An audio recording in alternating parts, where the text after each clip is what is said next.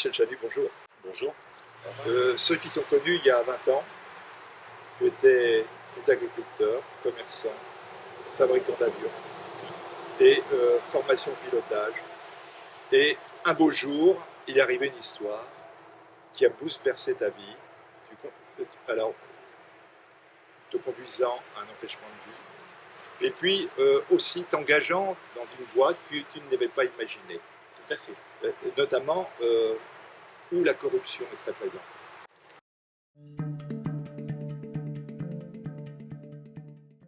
Très simplement, je suis agriculteur donc, dans le bocage normand et où mes parents avaient une petite exploitation de 18 hectares.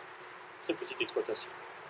Malheureusement pour eux, cette exploitation était contiguë à celle du maire de la commune qui avait des fonctions au sein de la SAFER de Basse-Normandie puisqu'il en était président, des fonctions syndicales au sein de la FNSEA et beaucoup d'autres, conseils économiques et sociaux et autres. Et à un moment donné, donc, cet élu a acquis une ferme par le biais de la SAFER qui était contiguë à celle de mes parents, qui était de très mauvaise qualité et qu'il souhaitait échanger dans les affaires d'opérations de remembrement agricole qui avaient lieu sur la commune. Donc mon père ne s'est pas laissé avoir. Puis ensuite, je suis devenu commerçant et là, au bout de 2 ans, je me suis retrouvé avec un très important contrôle fiscal. Mon expert comptable qui avait été dûment payé, lui, n'avait pas déposé mes comptes et je me suis retrouvé avec un redressement fiscal très très important. Je suis ressorti de ce contrôle fiscal avec en fait, sans avoir rien payé, on m'a même restitué des sommes qui avaient été indûment réglées. Puis ensuite, j'ai découvert que l'élu indélicat cherchait vraiment à acquérir par tout moyen la ferme de mes parents.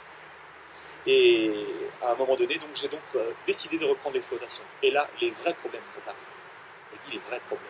Là, ça a été de l'empêchement de vie, ça a été des cotisations sociales indues payées pendant des années.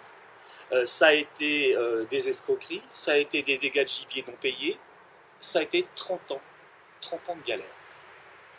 Et là, effectivement, j'ai cherché à comprendre. Et au bout d'une dizaine d'années d'investigation, j'ai découvert. Parce qu'il y a un moment, j'étais jusqu'à remonter un important trafic de stupéfiants. J'ai tout compris autour de ce trafic de stupes. On avait même des gens qui étaient drogués à leur insu dans un établissement de nuit. Ça générait beaucoup d'accidents de la route. Nous sommes allés à 2 personnes solliciter pour lui dire faites attention parce que là, un jour, ça va finir avec des accidents graves. Et je me suis retrouvé poursuivi pour dénonciation calomnieuse sur faux témoignage d'un major de gendarmerie. Alors il est vrai que l'établissement était tenu par... Et effectivement, il y avait non seulement... Tout à fait. Oui, il y avait non seulement le trafic de drogue, mais aussi des détentions d'armes importantes. D'ailleurs, cette personne a été condamnée pour ça. Mais moi, je me suis vu infliger 5 années de privation de droits civiques, civils et de famille, assorti de quelques 20 000 francs d'amende. J'en ai quasiment plus de revenus. Et en plus, je m'occupe d'une personne qui aujourd'hui est âgée de 91 ans, qui perçoit pour tout montant de retraite 530 € mensuels. Oui. Les pensions de reversion qui sont